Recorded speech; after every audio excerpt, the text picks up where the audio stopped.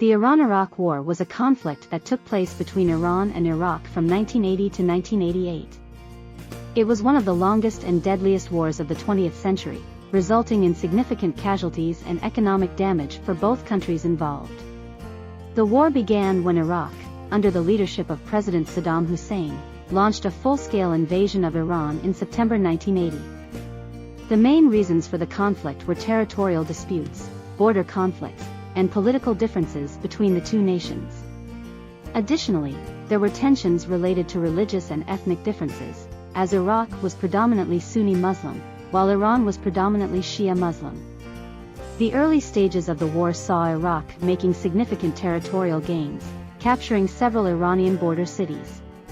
However, Iran managed to regroup and launched counteroffensives, pushing the Iraqi forces back and eventually gaining the upper hand. Throughout the war, both sides employed various military strategies, including trench warfare, the use of chemical weapons, and attacks on civilian populations. The international community played a significant role in the war, with various countries providing support to either Iran or Iraq. Iraq received substantial military aid from several Arab countries, as well as financial support from the Gulf states. Iran, on the other hand, faced a military embargo imposed by the United Nations and relied on limited support from some countries.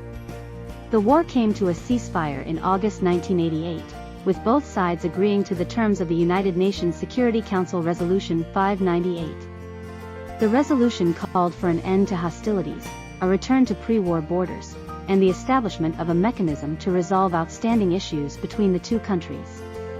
The war resulted in a stalemate, with neither side achieving their initial objectives.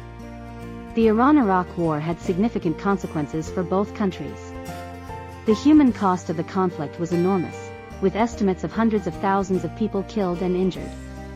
The war also caused massive economic damage, depleting the resources of both nations and stalling their development.